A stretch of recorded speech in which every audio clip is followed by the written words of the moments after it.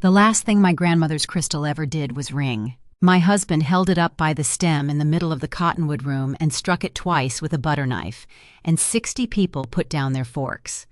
It was the same room where we'd been married, 10 years to the day. Same chandelier with the one bulb that always burned amber instead of white. Same smell of warming banquet chicken and the lilies my mother-in-law insisted on, because lilies photograph well. 10 years ago, standing right about here, Wade said, I promised this woman I'd always tell her the truth. Somebody laughed the way people laugh before they know, so let's be truthful. He set my grandmother's glass down on the linen without looking at it. I love your sister. Kelsey's carrying the child my wife was never able to give me. Nobody moved. The slideshow kept going on the wall behind him. 10 years of us, a scroll of beaches and Christmas trees, and it clicked over to a photograph I had never seen before, a grainy gray crescent with a date stamp in the corner, and I understood that someone had loaded that slide on purpose, and that the someone was standing 4 feet to my left, holding the cake knife. Diane had put my sister at the head table. I'd noticed the place card at 6 o'clock and told myself it meant nothing, that my mother-in-law seated people by height and by grievance and always had. Kelsey stood up. 5 months along in a green dress cut to say so, one hand flat on her stomach the way women do in commercials. And she looked at me with her chin trembling and her eyes absolutely dry. Under the dessert table, where she'd built a fort out of 2 folded chairs and a tablecloth, my niece Nora went still. 7 years old. She had been humming something for 20 minutes, and the humming stopped. And that was the part of the room I could not look at, so I looked at the linen instead. I did not scream. I have thought about that a great deal since. I set my glass down. I pressed my thumbnail into the fold of my napkin until the crease went white and stayed there, and then I picked up my phone and I typed one word and I sent it to my sister. Because Friday belonged to Nora. Because whatever happened in that room, at 4:15 on Friday I was going to be in the pickup line at Sequoia Elementary with the seatbelt already unbuckled, and a woman screaming in a banquet hall is a woman who loses Fridays. Kelsey's phone lit up in her clutch. She opened it because people always open it. She read one word. Her hand went out for the wainscoting and missed. She slid down the wall in that green dress with her mouth open and no sound in it, and the whole room turned to look at her instead of at me, and Wade crouched down beside her saying her name twice, and Kelsey said the only thing she said all night. She's always known. Wade thought the word was the weapon. It wasn't. The weapon was a discharge slip folded in fourths inside a copper-keyed box on 4th Street, dated 6 years and 5 months before he ever picked up that knife. There were 3 names printed on it. His was only one of them. My name is Myra Talbot. I was 31 years old the night my husband toasted the end of my marriage with my dead grandmother's crystal. And if you've ever been the quiet one at a table full of people talking about you in the third person, then you already know what my face looked like. Stay with me tonight. This story is not about what he said in that room. It's about a Tuesday in April, 4 months earlier, and a file that came across my desk with my own address on it. I stayed until the cake was cut. I want you to understand that I stayed, and that I ate a bite of it, and that my hands did not shake, because by then I had been holding the forged deed for 4 months and that discharge slip for 5 weeks, and a woman who has been carrying things that heavy that long has very steady hands. What I didn't have yet was the timing. The timing came later, and it came from a Friday afternoon in a pickup line with an empty passenger seat. Here's the thing about a party like that. It costs money, and money is a paper trail with a ribbon on it. 20 minutes after my sister went down the wall, the banquet manager came through the side door with the look they train out of you and can't. He didn't come to me. He went to Diane, and he leaned down to her ear, and I watched my mother-in-law's face do something I had never once seen it do in 10 years. It went flat, the way a screen goes flat when the power drops. "Run it again," she said, too loud. He ran it again. I know he ran it again because he came back with the little folded slip and set it by her water glass like a bill at a restaurant. And Diane laughed at nobody in particular and said the machine was old. The machine was not old. The account behind that card had been flagged 8 weeks earlier, a verification hold on anything over $1,000, while the bank looked at a signature. And I knew that because I was the one who had asked for the review in writing on a Tuesday in June in my own name about my own property. Later, when I came back to my seat, I finished my cake. I put my fork down at an angle, tines to the left, the way my mother taught me. I've worked escrow for 9 years. Ridgeline Title and Escrow, second floor above the credit union on Cleveland Avenue, Loveland, Colorado. My job, stripped down to its bones, is this. I read documents that other people sign without reading, and I notice when the dates are wrong. The calendar was on the refrigerator. Grocery store notebook, daisies on the cover, 99 cents on clearance in February of 2020. 7 rounds of it. Letrozole starting day 3, a trigger shot on the day the follicle measured right, and a little green dot in the square when I'd done the injection myself, standing at the kitchen counter at 6 in the morning with the cap in my teeth so I wouldn't have to set anything down. Wade never once watched. He said needles made him sit down. He said it in a way that made it sound like a sacrifice he was making. I want to be honest about the years because I've thought about whether I was stupid. I wasn't stupid, I was busy. 9 years of other people's closings, and my mother's house, and Kelsey, who had Nora at 21 and no one else to call at 2 in the morning. Kelsey, whose rent I covered twice, whose car I co-signed. My mother died in March of 2019 and left me the house on Pelham Street with a crab apple tree in the front yard that she'd planted the week I was born, and left Kelsey nothing but a note, and I have never told my sister what was in that note, and I never will. And I stayed because of a rule I made in that hospital hallway. Vera Renner's daughters were going to be the kind of sisters who show up. Somebody in my family was going to be reliable, and it was going to be me. And if I had to be the one who absorbed things in order for that to be true, then fine, I absorbed things. Absorbing things is not the same as not noticing them. That April, a chain of title landed in my queue. Not mine, a refinance 3 doors down, the Hasslers, who were pulling money out to redo a kitchen. Standard search. The examiner's report came back with the whole block on it, parcel by parcel, the way those reports do. And I ran my finger down the column the way I have 10,000 times. And there was a lien on my house, $180,000. Recorded February 11, 2026. Poudre Valley Savings and Trust. I sat there with my hands still on the paper. Trina, my manager, went past behind me with her coffee and asked if I wanted anything from downstairs, and I said no thank you, and my voice came out completely normal. It's a strange thing, seeing your own address in a column of other people's addresses. The letters go wrong.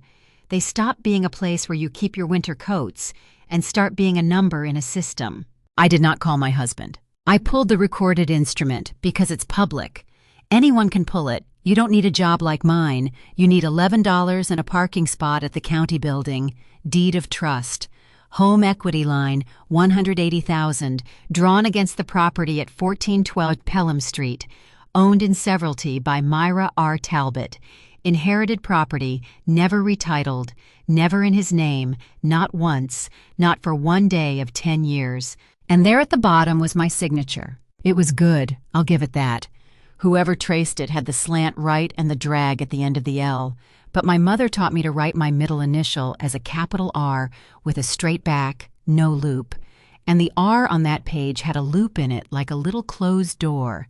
And I sat in my car in the county lot and looked at that loop for a long time. I hadn't borrowed $1 in 6 years, so I had never once pulled my own credit. And everything a lender asks a borrower for, birth date, social security number, last year's W-2, lived in a kitchen drawer 2 feet from where he ate his breakfast. Then I looked at the notarial certificate because that's where I live. Notary Public, State of Colorado, Rusty Pell. Commission number, stamp impression, expiration date printed right there under his signature in the little box the way it's supposed to be. Expired November of 2025. 3 months dead when he swore he'd watched me sign my name. I want you to understand what that meant to me, sitting in that parking lot with the vents blowing hot air on my knees. It didn't mean my husband had stolen from me. Husband steal. That's Tuesday. It meant he had needed a second man in a room, and he had found one, and that man had a commission number and an address and a filing history with the Secretary of State. And a man like that does not go down alone. I drove back to the office. I did not open a single company file on Pelham Street. Not then, not ever. My name was on that parcel, and everything I ever pulled, I pulled as the owner of record, over the counter with a receipt, because the day was going to come when somebody asked me how I got it, and I wanted the answer to be boring. I ordered certified copies, the deed of trust, all 6 pages with the notarial certificate on the last one, and the recorder's index page. 3 business days, $26, payable at the window. That night, Wade was on the back patio with the grill lit up, turning chicken thighs with the tongs, phone face down on the rail beside him. He had his sleeves rolled. He looked like a man in an advertisement for a life like ours. "There's a mortgage on my mother's house," I said. I didn't turn around. The tongs kept moving, one thigh, then the next. "There's a what?" $180,000, I said. "February." Wade laughed, one syllable, the shape of a laugh, and said, "Myra, that's a mistake. County screws up parcel numbers constantly. You know that better than anybody. Want me to call somebody Monday?" Then he flipped the last thigh and said, "What's for dinner besides this?" I said the salad was in the fridge, and I went inside, and I stood at the sink with the water running over my wrists. I hadn't asked which lender. Anyone in this world who has just been told a fraudulent lien exists on their family's home asks which lender. He asked what was for dinner. So now I knew who had signed my name, and I knew who had stamped it, and I had 3 business days to wait for the paper that proved it. What I still didn't know was where $180,000 goes in a house where the dishwasher had been broken since Easter. Here is a thing most people don't know, and it saved me. When somebody forges your name onto a loan, the bank doesn't know it's forged. As far as Poudre Valley Savings and Trust was concerned, the borrower on that line of credit was Myra R. Talbot, and Myra R. Talbot could walk into any branch with her driver's license and request duplicate statements on her own account. So I did. Tuesday morning, the branch on Eisenhower, the one with the fake ficus, a young man named Devin printed every statement the account had ever generated, 2 months of it, and put it in a folder for me and asked if I wanted the balance read aloud. I said no. I said thank you. I took the folder to my car and read it in the parking lot with the engine off and the windows going white at the edges. They drew the first $40,000 on February 13, 2 days after recording. Whoever taught him to do this taught him not to wait. He had opened online access in my name and had the bank mail the equity line checkbook and 2 convenience cards to the house, to Myra R. Talbot, at the address where he got to the mailbox first. One of those cards was issued to D. Talbot, which is how my mother-in-law was going to pay for a party in August. Then it went out in pieces, and the pieces had names on them, because that's the beautiful, stupid thing about a bank statement. The money says where it went. $2,150 a month, ACH, to Foxglove CT Property, MGMT, every month since February. A deposit of $4,600 on the front end, which is first, last, and $300 for a dog they don't have. Payments of $4,800 to Front Range FERT CTR, Fort Collins. February, March, April. 3 of them so far, and a 4th already scheduled. $29,000 to a dealership in Greeley. A $2,000 equity line check cashed at the drive-through window on a Thursday in February, which is not a number of bank flags, and is exactly the number a man pays another man to hold a stamp over a page. I want to tell you I cried in that parking lot. I didn't. I got out my phone and I looked up Foxglove Court, and it was 11 minutes away, a horseshoe of tan buildings behind the Safeway, with a sign that said Luxury Living and a dumpster enclosure missing a gate. I parked across the street at 4 in the afternoon, like a woman waiting for someone to come out of the Safeway. My sister pulled in at 4:20 and got out with a grocery bag on her hip. She'd cut her hair, she was wearing a cardigan I'd bought her for Christmas, and she went around to the back door of her Corolla and opened it, and Nora climbed out with her backpack and a juice box already open, and my sister put her hand on the back of that little girl's head, the way our mother used to do to us, and they went inside a 2-bedroom apartment that my mother's house was paying for. I sat there until 5. The light went long and orange across the parking lot. Somebody 2 buildings down was running a table saw. That was the first day I understood the shape of it. Not the affair. The affair was the cheapest thing in that folder. The shape was this. Everything on that page had been bought with the house my mother left me, and my sister was living in it, and my niece was doing her homework in it, and none of them had to look at me while it happened because I was at the office reading other people's documents. I have gone back to that afternoon 100 times looking for the moment I decided. There isn't one. There's just a woman sitting in a car deciding to be very, very organized. I opened a safe deposit box on 4th Street that Friday. Small one, the size of a shoebox, $90 a year. The key was copper-colored and stamped 1 on 12, and I put it on my ring between my office key and the key to my mother's back door. And I carried the 3 of them together for the rest of that summer, and every time my hand went into my pocket, I felt it there. Into the box, the certified deed of trust, with Rusty Pell's dead commission stamped on the last page of it. The recorder's index page, every statement the account had generated, a printout from the Secretary of State's website showing Pell's commission expiring in November of 2025, time-stamped and dated by their server, not by me. And in June, one more thing, a letter I wrote to the bank, not an accusation. I want to be precise because people ask me this part. I did not accuse my husband of anything in June. I wrote to Poudre Valley Savings and Trust as the owner of record of 1412 Pelham Street, and I asked them to conduct a routine signature verification on the instrument encumbering my property, and I noted that the notarial certificate appeared to bear an expired commission, and I asked for written confirmation of their review. Certified mail, green card back in 9 days. That is the whole of it. A woman asking a bank a question about her own house. It sat in their file like a match in a drawer for 8 weeks, and it was still sitting there the night my husband picked up my grandmother's glass. I need to back up, because there's a piece you can't understand him without. Wade's grandfather died in November of 2024. Emmett Talbot, 91, a man who built fence for 40 years and then bought the land he'd been fencing. I liked him. That's not a small thing to say about that family. The last 2 years of his life, I did his paperwork. Not because anyone asked, because I went over on Sundays and he'd have a shoebox of unopened mail on the table and he'd say, "Well, you're here. Medicare appeals, a dispute with a propane company, the deed to a quarter section he'd sold in 1998 that kept showing up wrong on the tax roll. I fixed the tax roll. It took 4 months and 11 phone calls, and he wrote the date I fixed it on his kitchen calendar like a birthday. He said something to me once in that kitchen, with the propane bill between us. "You're the only one in this family who reads things." I said, "Somebody has to." He said, "I put that in writing." I thought he meant the tax roll. I want you to hold on to that, because I did not think about it again for 3 years. When he died, Wade came home with the summary of the trust and read it out loud at our kitchen table with his coat still on. $2.4 million. Diane is trustee on a fee because Emmett trusted his daughter to count and nobody else to.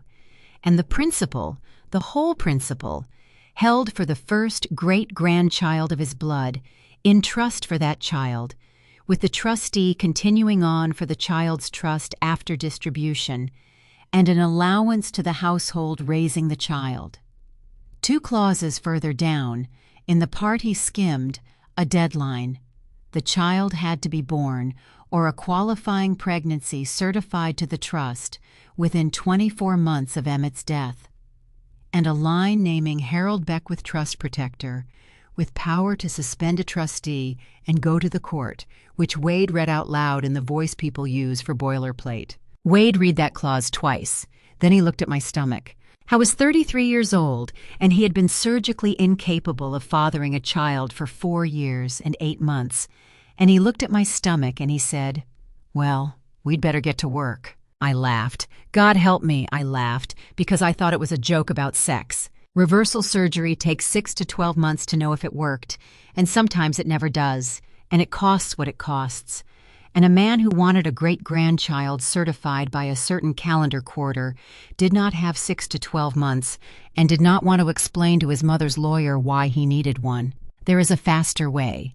They can go in and retrieve what's still there and do the rest in a lab, but that leaves a chart with his name on it at a clinic that would have to answer a records request, and a bill his mother would have to write, and a procedure for a woman who had already carried a baby to term and didn't need one. He picked the version that was cheap, quick, and had his name on nothing. He had a sister-in-law with a proven uterus, a lease he could pay for, and a clinic in Fort Collins that takes donors. I didn't know any of that in June. In June, I knew about money. I found out about the rest of it in an attic, in a cardboard box that said taxes on the side in my own handwriting. It was the second week of July, 94 degrees under that roof.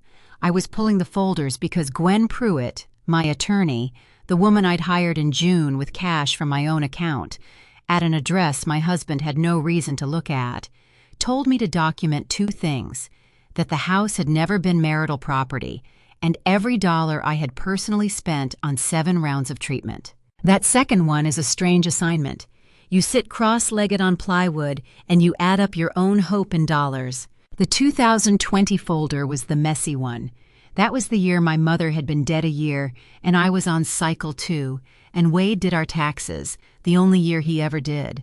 And he'd said, "You've got enough on you." He itemized medical. He'd shoved the receipts in an envelope marked Medical 2020 in his blocky all caps. Urgent care for his back, a dental crown, a CVS ribbon of receipts, and folded in fourths, soft at the creases, the way paper gets when it's been folded once and never opened again, a discharge instruction sheet. Brightside Urology and Men's Health, Longmont, Colorado. Patient Talbot Wade A. Procedure: bilateral vasectomy. Date of service March 6, 2020. Below that, 2 lines that are the reason I am telling you any of this. Responsible adult for discharge, K. Renner. Guarantor, Build 2D Talbot. The attic fan turned over. I could hear a wasp somewhere in the eaves working at the wood. March of 2020. My mother had been dead a year.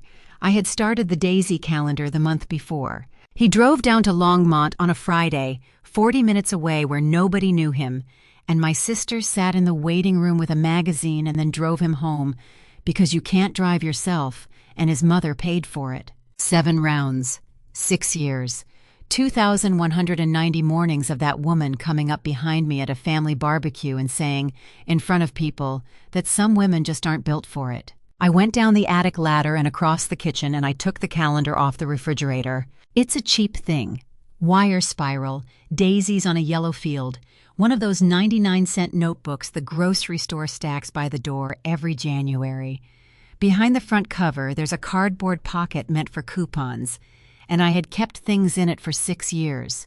The clinic's after-hours number, a card from the woman at the pharmacy who was always kind to me, and the paper Wade handed me in August of 2021, when the clinic in Greeley kept asking for a current analysis from him and he kept not going. Foothills Men's Health, semen analysis, concentration, motility, morphology, all of it inside the reference range, all of it typed clean. Collection date 0H15-21. I had looked at that paper maybe 4 times in 5 years, and never once at the date, because it was proof I didn't need, of a thing I'd never suspected about a man I was married to.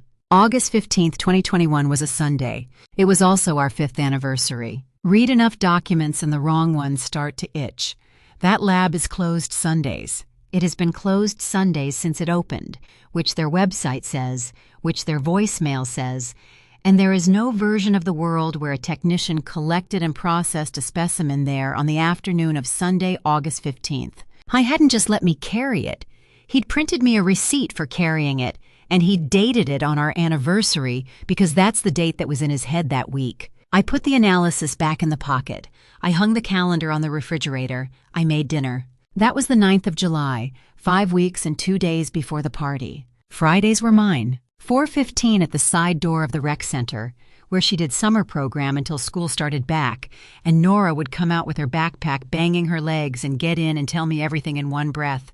And we'd go to the dairy barn, and she'd get the twist cone, and I'd get coffee I didn't want, so she wasn't eating alone. That Friday she was quiet for 4 blocks, which for Nora is a geological age. Mom says I'm going to be a big sister. I said that was big news, and I kept my hands at 10 and 2. "It's a boy. Mom already knows." She turned her cone. "Aunt Myra, is it bad if I don't want to?" I told her it was not bad. I told her nobody gets asked, and that not wanting something and loving somebody are allowed to sit in the same chair. She thought about that with her feet swinging. Then she said, "Uncle Wade takes me to the lake sometimes." I said, "Oh?" "On Saturdays. He gets me a slushie and then Mom comes and they talk by the picnic tables and I stay on the playground."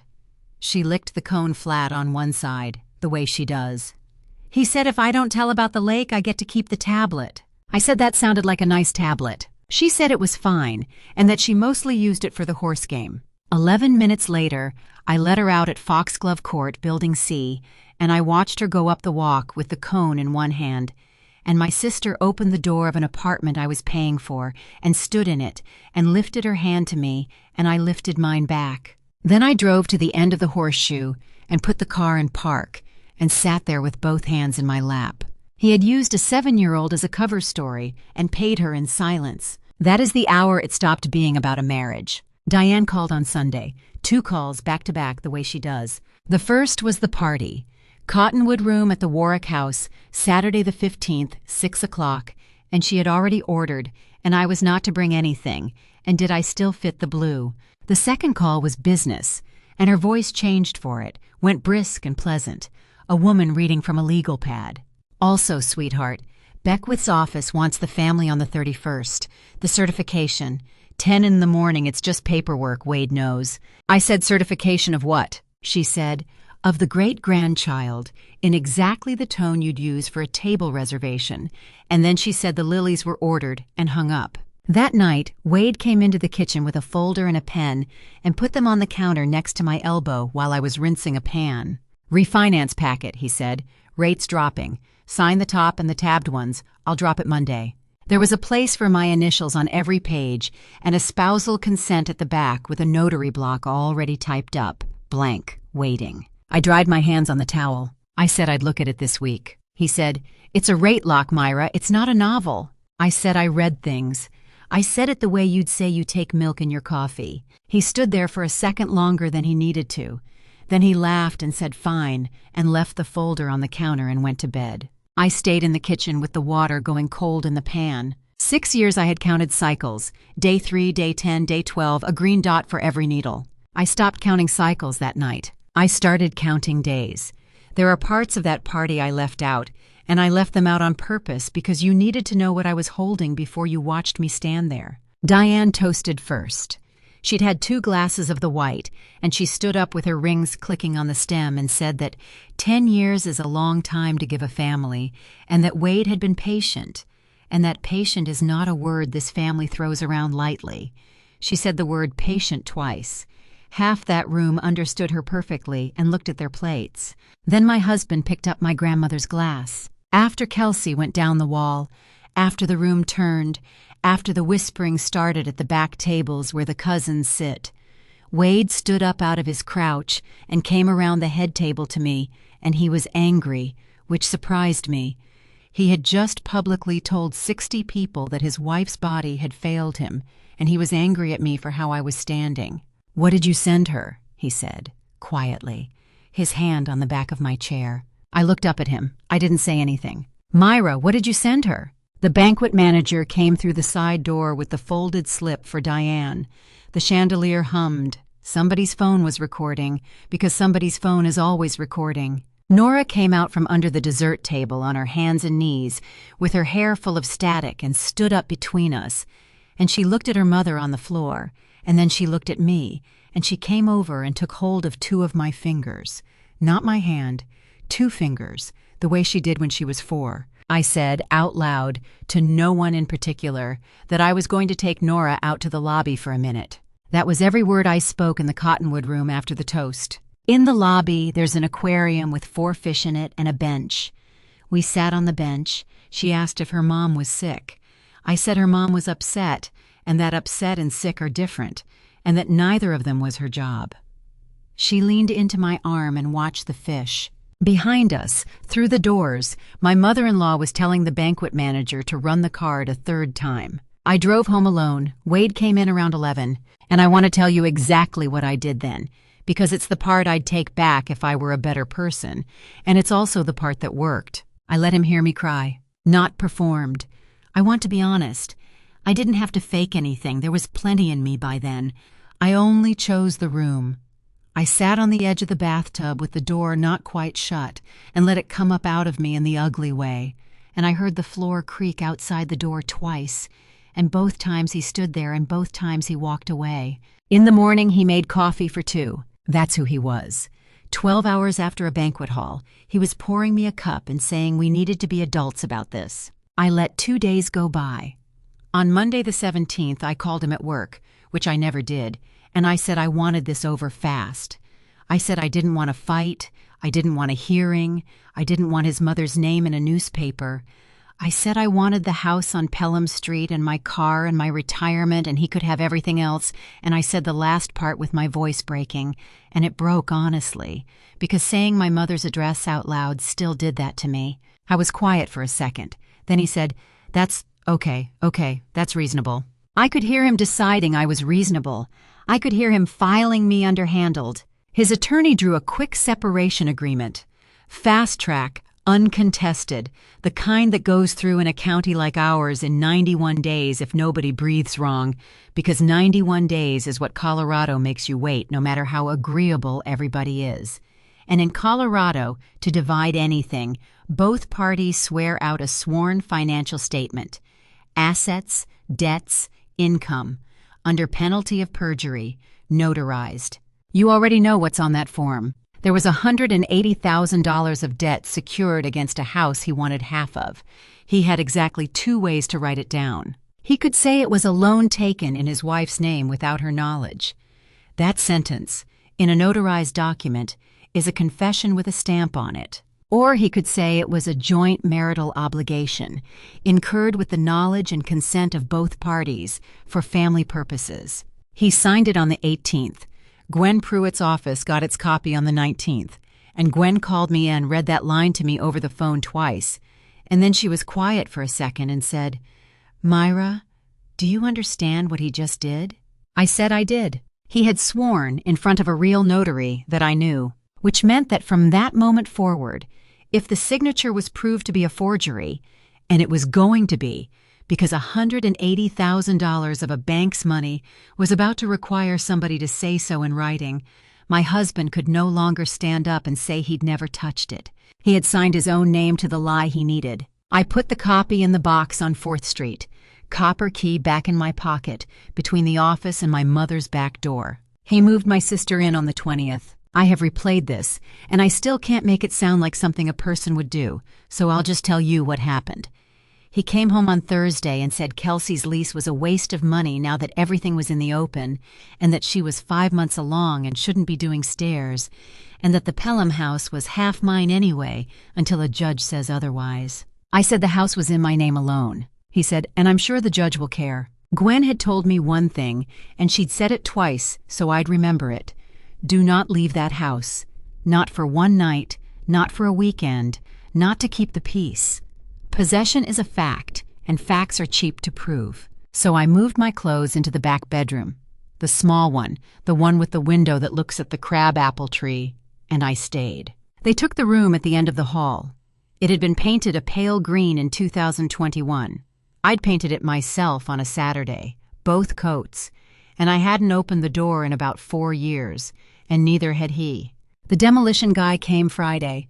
I heard the drywall come off the studs at 9 in the morning while I was making toast. By the end of that week, there was a new floor going in, a crib on order from a place in Denver, and a paint contractor putting 3 sample squares of blue on the wall for Kelsey to choose from, and every single dollar of it came off a line of credit against a house they were standing in that neither of them owned a shingle of.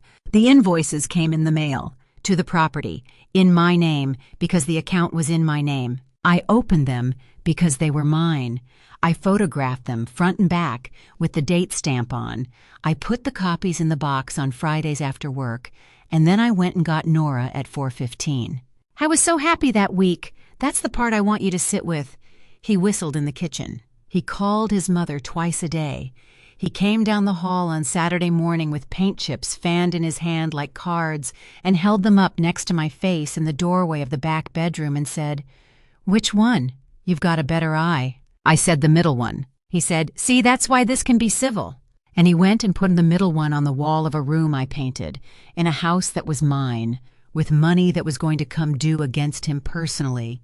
And he did it while a certified letter sat in a fraud units file 11 blocks away with my signature on the request line and a green card already returned. I want to be clear that I did not enjoy it. I want to be clear that I also went to bed each of those nights and lay on my side facing the crabapple tree, and I did the math on how many days were left, and I slept fine.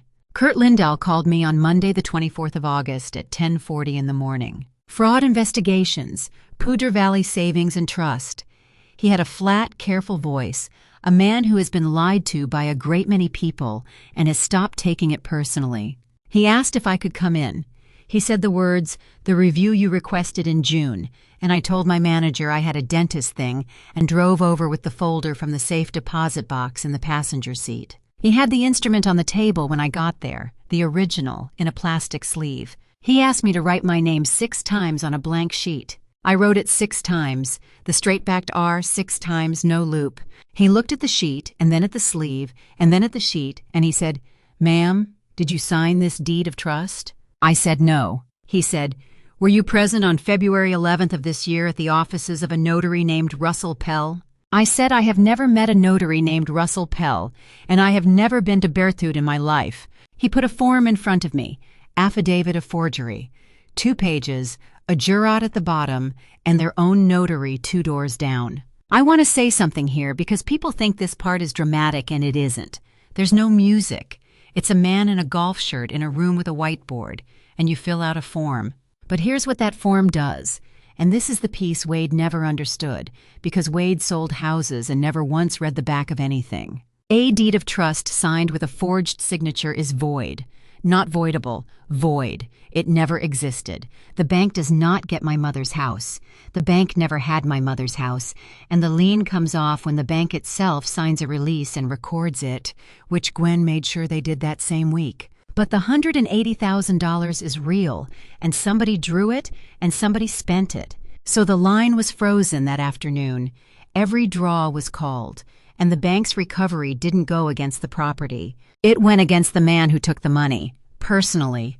All of it, plus interest, plus their costs. They also did 2 other things that same week, because banks do not have feelings, and therefore do not have mercy.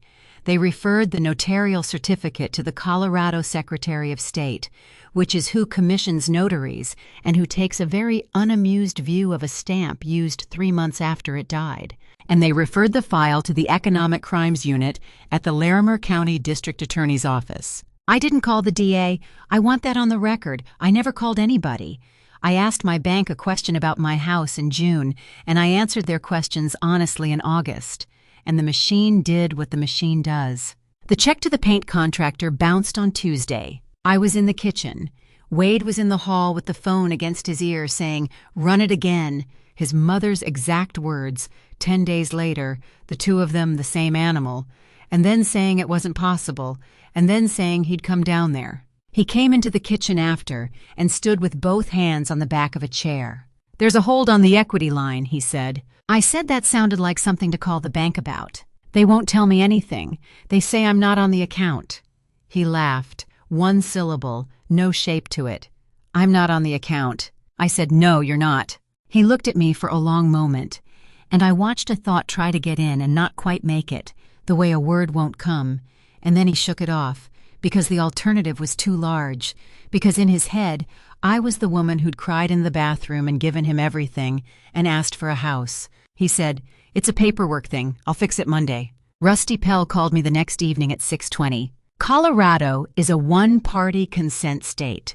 That means if I am in the conversation, I may record the conversation, and I do not have to tell the other person, and I had a $2 app on my phone since July that I had never once used. I used it. He started friendly, real friendly, said he'd gotten a letter from the state, probably nothing, said there'd been a mix-up in his journal back in the winter, said sometimes with a stack of signings you get pages out of order, said he was sure that when he and I sat down, we'd both agree it was a misunderstanding, and would I be willing to say so. I asked him what he thought I'd be saying it about, and he said, and this is verbatim, because I have it, and so does the DA's office. Look, Wade paid me $2,000 to walk that one through, and Diane vouched for him personally, so I never figured it for anything crooked, and I'd hate for a favor to turn into a thing. Diane vouched for him personally. 6 months before that party, my mother-in-law had put her name behind a notarization on a document she knew her son's wife had never seen. I said 2 things to Rusty Pell. I said, Mr. Pell, I have never met you. And then I said, you should probably get a lawyer before you call anybody else. I was still talking when I ended the call. Here is what I have learned about people who believe they are winning. They keep filing. My mother-in-law had ordered the announcement cards the week before the party, back when she still thought the worst thing that could go wrong at a party was the chicken. They came in the mail on Thursday, while a bank was freezing a line of credit and a notary was looking for a lawyer. Heavy stock, gold border, the kind of thing you order when you want your relatives to keep it on the refrigerator. The Talbot family is pleased to welcome Emmett's first great-grandchild this December. 60 of them, she said later. Every cousin, the church list, 2 of Emmett's old fence crew. She mailed one to my address, because my address is Wade's address, because in her head, I was a line item to be processed. I stood at the mailbox at the end of the driveway and turned it over. There was a photograph on the back. Wade in a jacket, my sister laughing with her hair blowing across her mouth, and between them, holding a slushie in a paper cup, my niece, wearing the red coat we bought at the outlet mall. Behind them, water and a rock face and cottonwoods going yellow. Carter Lake. Cottonwoods go yellow in October. I stood in the sun with my thumb over that little girl's face, and I did the arithmetic that you have already done. October. 10 months before a man tapped a glass and announced a pregnancy as though it were news. My mother-in-law had just mailed 60 photographs of the timeline to 60 people with October printed on every leaf in them, and she had put a gold border on it. I photographed the card, front and back. I put the original in a paper sleeve without folding it, and I drove to the box on 4th Street on my lunch hour. Friday was the 28th. At 4:15, I was in the pickup line at Sequoia, with the seat belt unbuckled and the passenger's seat empty, and Nora did not come down the walk. Wade told me that night in the kitchen, with a beer he was holding by the neck. Kelsey doesn't want her in the car with you right now. He shrugged with one shoulder. You've been weird, Myra. She's 5 months pregnant and she doesn't need weird. I said Nora had had Fridays since she was 4 years old, and she'll have Fridays again when everybody's calm. I asked if Nora had been told why. He said, she's 7, she'll get over it. I want to say something plainly here, because I have had months to think about it, and I no longer wonder about it at all. Everything that happened to Wade Talbot in the following week was already in motion before he said that. The bank had already frozen the line. The Secretary of State already had the certificate. Gwen already had the package built and sitting in a courier bag on her desk with Beckwith's name on it. I didn't lose Fridays for me. I want to be exact because I don't get to be a hero here. But I have thought many times about how a man will spend a whole life stepping on the smallest person in the room right up until the last hour when it costs him nothing to stop. I said, all right. I went to the back bedroom and I sat on the bed and I did not cry. And out the window the crabapple tree had 100 hard green apples on it. And I looked at that tree until my chest let go. Then I texted Gwen 5 words. Send it in the morning.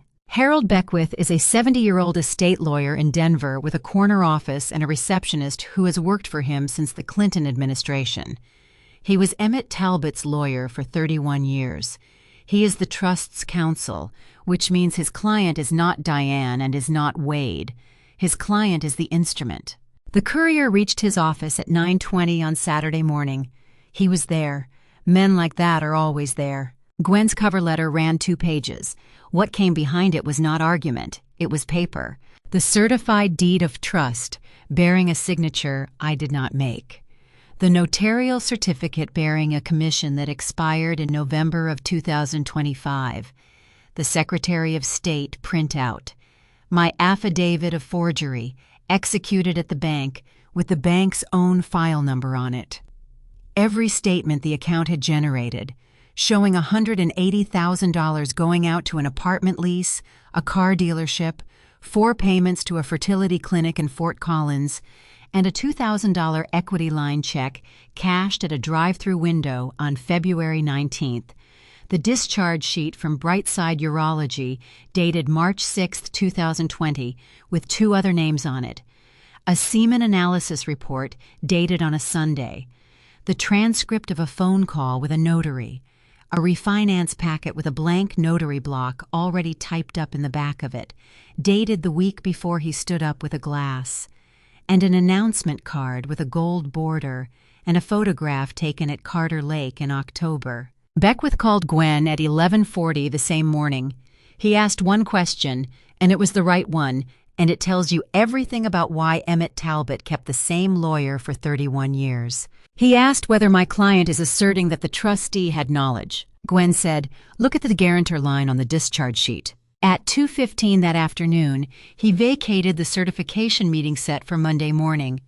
At 4 o'clock, exercising a power Emmett had given him on a page nobody in that family had bothered to read, he suspended Diane Talbot's authority as trustee pending inquiry, appointed an independent administrator, filed a petition for her removal in Larimer County Probate Court, and sent formal document requests to Brightside Urology and to Front Range Fertility for the records of 2 patients who were going to have to consent or explain why they wouldn't.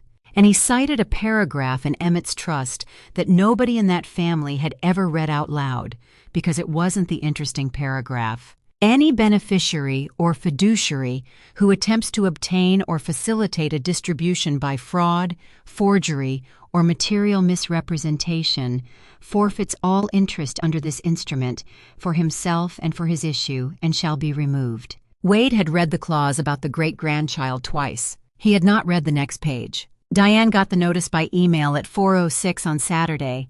I know the minute because she called the house at 4:11, and Wade put her on speaker in the kitchen, and I was 10 feet away at the sink, and I did not move. I heard my mother-in-law say the word sabotage. I heard her say a bank had no business talking to a lawyer. I heard her ask Wade what he had told me, and I heard Wade say, "Nothing. I told her nothing," in the voice of a man who has just understood that this is now the important question. Then Diane said, "Where is she?" And Wade looked across the kitchen at me, standing at the sink with my hands in the water, and he said, "She's right here." Kelsey came on Sunday morning at 7. She'd been sleeping at a friend's place since Saturday night, since the email. She didn't knock on the front door. She came around the side of the house and stood outside the window of the back bedroom, the way she used to stand outside my window in high school when she'd missed curfew, and she said my name through the screen. She had a folder in one hand. We sat on the back steps because I wasn't letting her inside that room and I wasn't going into hers. She's 28. She looked 40. Whatever she'd been carrying for 6 years, it had finally gotten heavier than what she wanted from it. The folder had 2 things in it. The first was a consent form from Front Range Fertility, signed by Kelsey Renner in February, 4 pages, initialed at the bottom of each, donor insemination. The donor identified by a 6-digit catalog number and nothing else, and a paragraph in bold that says the donor has no parental rights and no genetic relationship to any other party to the agreement. Wade Talbot's name does not appear on that document anywhere. It appears on the invoices.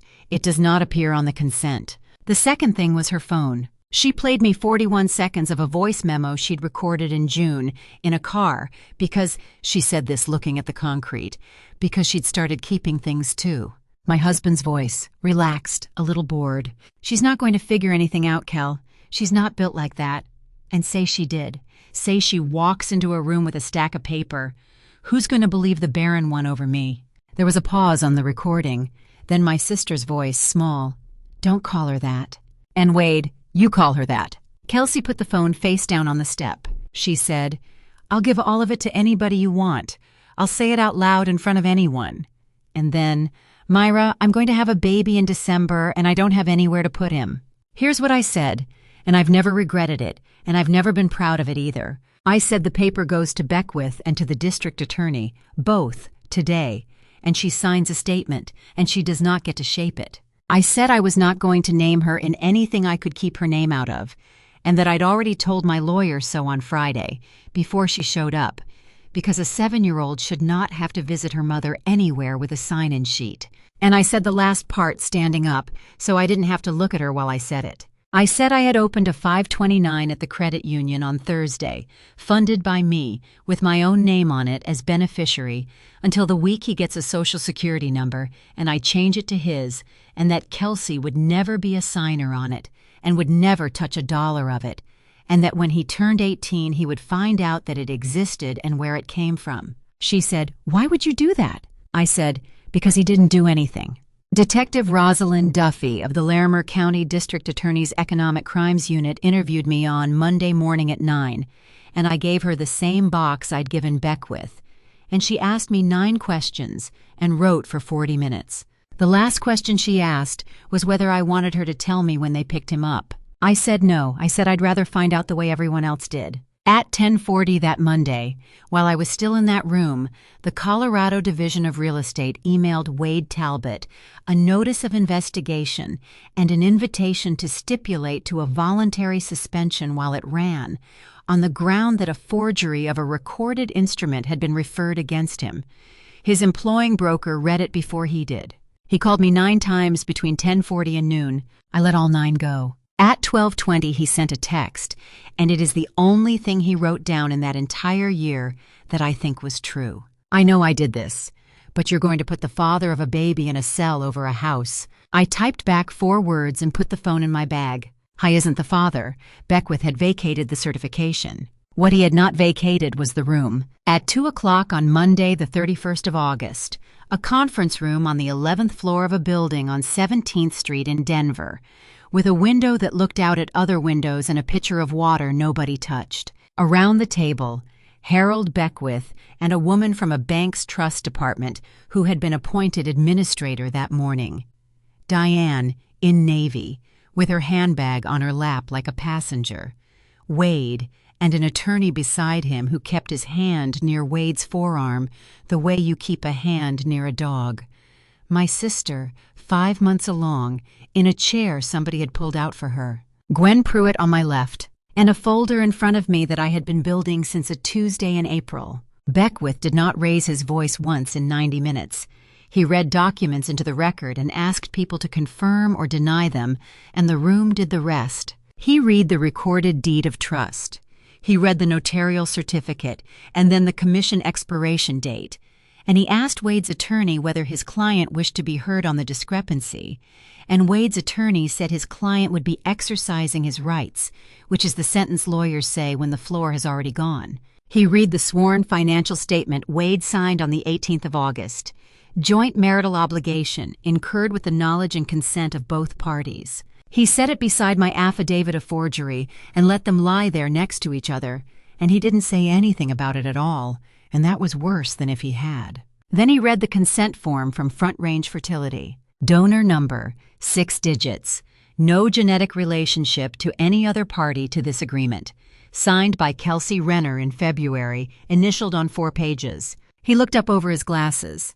"Mr. Talbot," he said, "is there a document you'd like to put in front of me that establishes a biological relationship between yourself and this child?" Wade said, "That's my son." Beckwith said, "That is not what I asked." And then, into the silence, he read the discharge sheet from Brightside Urology, all of it, the way you'd read a grocery list. Patient, procedure, date of service, responsible adult for discharge, guarantor. When he said the word guarantor, my mother-in-law's hands moved on top of her handbag, and everyone at that table watched them move. "Mrs. Talbot," Beckwith said, "you paid for this procedure in March of 2020. Diane said, "I paid a bill. I don't read bills." He said, "You've been the fiduciary of a $2.4 million instrument for 21 months. That was the only time he was unkind, and he was unkind by accident, and it landed like a dropped plate." My turn took 90 seconds. I put 3 things on the table. The recorded release of the deed of trust on 1412 Pelham Street, signed by the bank and stamped by the county clerk, which Gwen had walked through the courthouse that morning. The bank's civil complaint against Wade Talbot personally, fraud and conversion, filed the same day, $180,000 plus interest plus costs, and a cheap grocery store notebook with daisies on the cover. I didn't open it. I set it down closed in front of me with my hand flat on it. Wade looked at the notebook and didn't recognize it. That is the truest thing I can tell you about my marriage. It hung on our refrigerator for 6 years, and it had 6 years of my mornings in it, and he looked straight at it with no idea what it was. I said one sentence, because Gwen had told me that anything past one sentence is testimony, and testimony is for later. I said 7 rounds. Then the receptionist opened the door, and everything in that room changed key. She said, "I'm sorry, Mr. Beckwith. The little girl wants her mother." Nora came in around the door frame with her red backpack on one shoulder and the unicorn bank held against her chest in both arms. Ceramic, chipped at one ear, a slot in the top, and a rubber stopper underneath. She had been in the waiting room for an hour and a half with a receptionist and a bowl of butterscotch candy, because the school had an in-service day, and my sister had nowhere else to put her. She looked at all of us, 8 adults and a pitcher of water. Then she came around the table, past her mother, past Wade, and stood at my elbow and put the bank down on the conference table next to the notebook with both hands, carefully, the way you set down something breakable. "It's $4 and some quarters," she said. "It's for the baby." Beckwith said, very gently, "That's a great deal of money." Nora said, "Everybody here has a lawyer except him." Nobody at that table said anything for a moment. My sister put both hands over her mouth. Then Nora leaned in against my arm, and she asked me the question she'd clearly been assembling for an hour in a waiting room, and she asked it quietly, in the voice kids use when they already suspect the answer is no. "Aunt Myra, if Mom has to go away somewhere, can the baby have Fridays?" I said Fridays were hers. "I know," she said. "I'm saying he can have them. I'll share mine. He can have the ice cream part, and I'll just come for the car part." I have been humiliated in front of 60 people in a banquet hall, and I did not make a sound. I put my hand over my face in that conference room in front of my husband and my mother-in-law and a lawyer who'd known Emmett Talbot for 31 years, and I could not stop for about 15 seconds, and nobody in that room said one word while I did.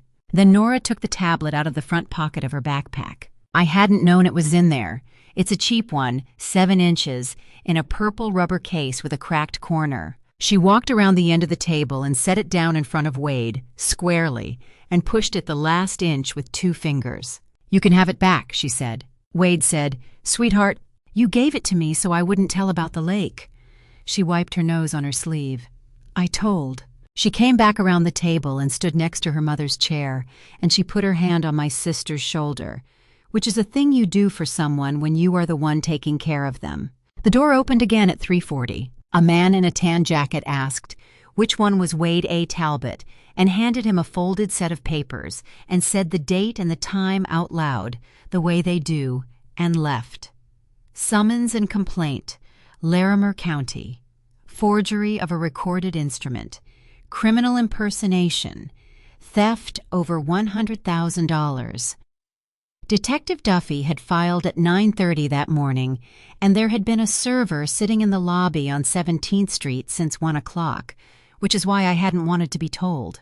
And Beckwith slid a single page down the table to my mother-in-law and said the words suspended and petition for removal filed this morning, and asked her for the trust's checkbook, which she had in her handbag because she took it everywhere. Then he sat back down and put his hand flat on a file the way I'd put mine on a notebook. With Mr. Talbot's interest forfeited, for himself and for any child he may ever have, there is no one living who can satisfy the great-grandchild provision, he said. Which brings us to a letter of wishes. Emmett signed it in September of 2023. It's not dispositive, but I've never in my life ignored one.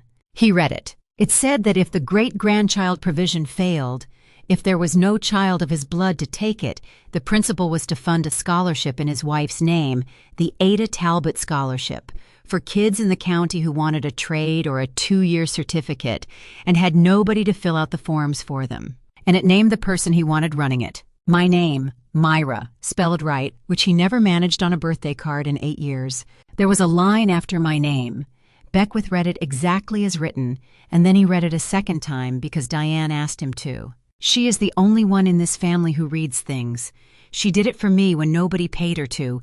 Let her do it for somebody else. I sat in that chair on the 11th floor, and I thought about a kitchen table with a propane bill on it, and an old man saying I put that in writing, and me thinking he meant the tax roll. That is the moment, if you want to know. Not the summons, not the frozen line, not my husband's face. An old man wrote down that he had seen me, 3 years before I needed anyone to have seen me. And then he died.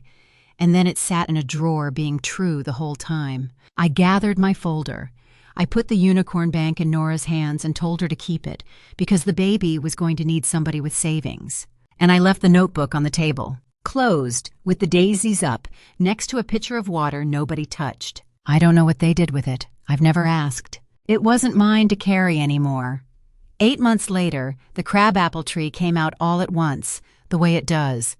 Nothing for a week, and then one Thursday the whole front yard is pink and the bees find it by noon. In case you have been waiting for it, and I know some of you have, the word I sent my sister across that banquet hall was Brightside. 1 word, 10 letters, the name of a clinic in Longmont that 3 people in that room knew and I was never supposed to. Wade pleaded in February. Forgery of a recorded instrument and theft over $100,000. The theft count was the bank's money, not mine, which I think surprised him right up until his attorney explained it. 2 years in community corrections, 8 years of probation, and restitution of $180,000 plus interest, which at his current wage he will be paying until he is in his 60s. His broker's license was revoked, not suspended. He works for a landscaping outfit in Bertude now.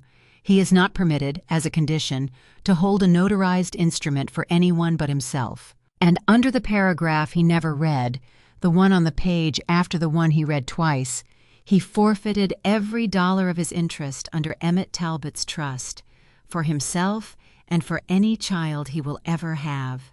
He went after the household allowance on $2.4 million and the trusteeship that came with it, using a stranger's sperm and a traced signature, and the instrument he was trying to farm took him off it in 1 sentence, and it did that automatically, without me, on the strength of his own conduct.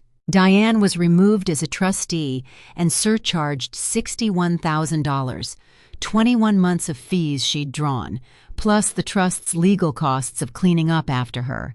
She took a deferred judgment on a misdemeanor. She was not put in a cell, and I never asked for her to be. What actually finished her is smaller than that. There are 60 announcement cards with a gold border in this county, and a photograph on the back of them taken at Carter Lake in October, and people keep things on refrigerators.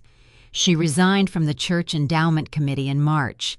She sits in the same pew. Rusty Pell surrendered his commission before the state could take it, pleaded to notary fraud, and paid restitution.